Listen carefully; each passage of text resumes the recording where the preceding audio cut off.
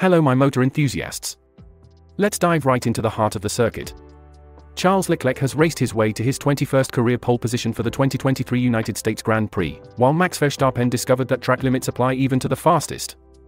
Despite clocking the fastest time, Verstappen found himself penalized for overstepping at turn 19, pushing him down to 6th place on the grid. Meanwhile, Lando Norris has made an impressive comeback with a second-place finish, and Lewis Hamilton accelerated into third. An action-packed qualifying session, wouldn't you agree? Hello everyone. This is your host, Enzo, your pit stop for the most exhilarating Formula One news. And I'm William, here to add some insights from the commentator's box. You're listening to F1 Motor Fever podcast. Remember to subscribe and hit that notification bell to stay updated. Let's go full throttle.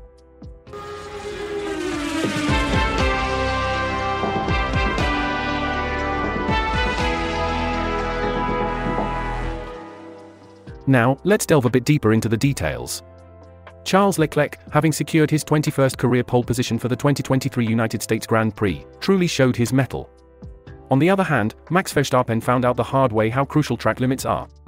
His fastest time of 1 minute, 34.718 seconds was deemed irrelevant due to exceeding track limits at turn 19. Unfortunate, isn't it? Certainly, there's no room for error, especially when you're racing against the clock.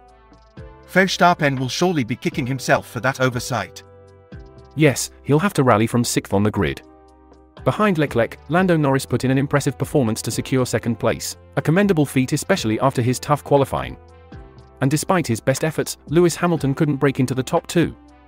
It's also worth noting that Hamilton's car, the W14, was sporting a new floor. He was looking good for pole, but it just wasn't his day. The first practice and the qualifying seemed to hint at a fierce fight for the pole between Verstappen, Leclerc, and Hamilton. But, as we know, Verstappen fell short. He acknowledged his mistake in turn 19, stating that he was pushing the limit. Pushing the limit, indeed. But as Verstappen himself admitted, those fine margins can cost you dearly. It's a balance between maximizing the corner and staying within track limits. However, he seems to be taking it in his stride and is looking forward to a more exciting race on Sunday. As for Leclerc, he expressed satisfaction with his team's performance, emphasizing the importance of a good FP1 session. Despite a few mistakes in Q3, he made it to pole. Quite the accomplishment, wouldn't you agree? Absolutely. A strong base and a well-prepared car can make all the difference. Being happy with your performance is one thing, but securing the pole is a clear testament to their efforts. Now, Lando Norris, finishing 2nd, was quite content given McLaren's struggle to keep up with the likes of Red Bull, Ferrari, and Mercedes. Norris believes he had the potential to take pole, admitting that both he and Charles made a few errors. But he's happy, nevertheless. It's commendable to see such a sporting spirit. Acknowledging one's mistakes and still being content with the outcome, that's a mark of a true sportsman. Absolutely. And then, we have Lewis Hamilton. A big fan of the States and this circuit, he regards it as a legendary layout, comparable to Silverstone. Despite the challenges, Hamilton thanked his team sincerely for their efforts to improve the car.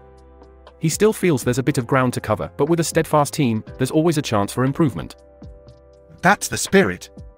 You're only as good as your last race, and there's always an opportunity to do better in the next one. The qualifying session saw the fight resume between our top 3. Verstappen, Hamilton, and Leclerc, with Leclerc being the first to dip into the 1 minute, 34-second mark in Q3. But Verstappen lost time behind his teammate in the final corner, which he was clearly not pleased about. It's all about those split-second decisions and the timing. It can make or break your qualifying run. Indeed. By the end of Q3, Leclerc's time of 1 minute, 34.723 seconds stood firm for pole position. After a bit of a dust-up, Norris was a mere 0.130 seconds behind Leclerc in 2nd, and Hamilton was just 0.009 seconds behind Norris. Tight competition there. That's what we love about Formula One, isn't it? The intensity, the thrill of watching races decided by mere fractions of a second. Absolutely. And while the qualifying did have its ups and downs, there's always hope for improvement and the prospect of an exciting race ahead. The beauty of Formula One is that it's never over until the checkered flag is waved. Couldn't agree more. Moving on to the rest of the pack, Verstappen, despite starting from 6th on the grid, will have to deliver the performance of his life if he wants to clinch his 50th Formula One victory. That's a milestone worth fighting for, wouldn't you agree? Absolutely. Reaching 50 victories is no small feat in this highly competitive sport. It's definitely going to make Sunday's race all the more enticing. Indeed. Now, Alpine can take some satisfaction from Q3 as both their drivers, Pierre Gasly and Esteban Ocon, managed to secure the 7th and 8th positions respectively. Meanwhile, Sergio Perez and Oscar Piastri rounded off the top 10. It's a commendable performance by Alpine. Having both their drivers in the top 10 shows their consistency and competitive spirit. When we look at Q2, it was quite a close call. Norris had a bit of a struggle with his first lap being deleted for exceeding track limits. Yet again, we see how crucial it is to stay within track limits.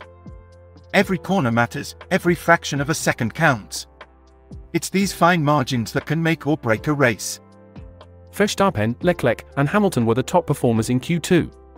Leclerc managed to clinch the fastest time, with Verstappen following closely behind. Hamilton, however, was a bit off the pace. It goes to show that every session matters and each lap can bring unexpected results. Well, my dear audience, isn't it incredible how all these events unfold in the world of Formula One? The competition, the adrenaline, the sheer excitement. What are your thoughts?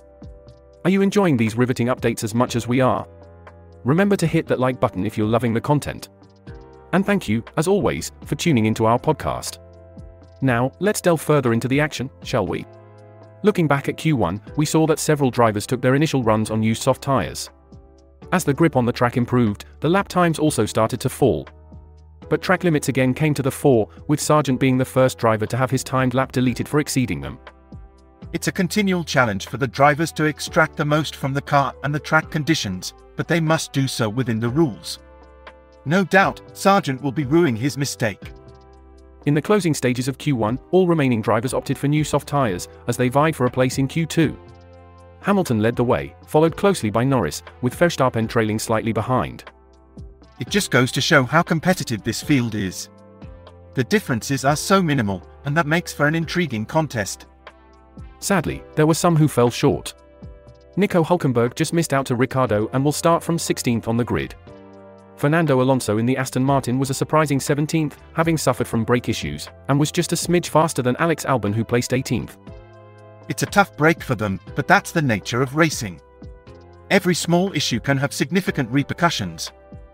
The Aston Martin team had a particularly disappointing afternoon, with Lance Stroll ending up 19th, considerably behind his teammate.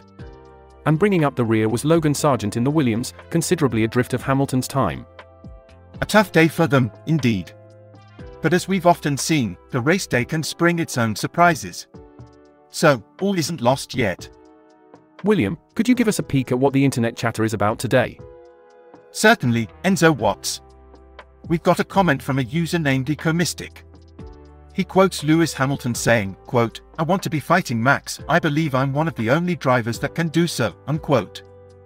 Interesting, that should spark quite a discussion. Indeed it did. We have a user, Individual Lad, who's particularly intrigued about who Lewis thinks can also hold their own against Maximum Riruto. One of the respondents believes it's probably Fernando. Ah, Fernando, that's a name we haven't heard in a while. You're right. But then, Timmy Watchout comes in with a detailed breakdown. According to him, quote, "Only Fernando, in my opinion. None of the other drivers have that intangible thing that makes them world championship quality. Russell and Norris are getting there in terms of pace but need consistency under pressure. Charles has the pace and is arguably the fastest on the grid on his day, but that day is rare and he cracks under pressure way too much for someone who has been in the sport for 5 years now. I don't think any other driver is anywhere near there yet," unquote. Now that's a comprehensive analysis. It certainly is. But then, Good Person chimes in, saying, quote, "On the days Charles is on it, Ferrari does a disaster class." To which Octatwo replies, quote, "On the days Ferrari is on it, Charles puts it into the wall," unquote. Ouch. That's a bit harsh. But Andries sums it up with a bit of humor, jokingly referring to it as a Jekyll and Hyde performance, achieving the perfect Ferrari balance. Well, that's one way to look at it. What else does our online community have to say? There's a lot of back and forth about the potential of the younger drivers like Sainz, Norris, Piastri, and Russell. Some argue that they have the skills but lack the consistency, while others believe they haven't had the chance to prove themselves fully yet. Well, the future of Formula One certainly seems to have sparked quite a debate. It'll be interesting to see how these young drivers fare in the coming seasons. Well, that's all we have time for today on F1 Motor Fever podcast. We've had quite a ride, discussing the ins and outs of the previous race. Thanks to everyone who's tuned in. Your support means the world to us. Don't forget to subscribe and activate those notifications so you won't miss a single episode. And if you enjoyed today's show, why not share our podcast with your friends, family, and fellow Formula One enthusiasts? You could even leave us a comment. We'd love to hear your thoughts.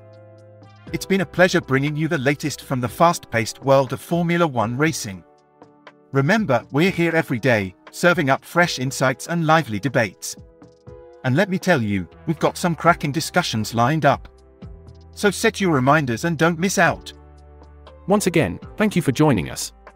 We're already excited about the next episode, and we hope you are too. Absolutely. So, until then, keep the racing spirit alive. And remember, whether you're a seasoned veteran or new to the sport, our podcast is here to fuel your Formula One passion. Enzo and William, pedal to the metal, keep your gaze on the road, our channel's content is pure gold.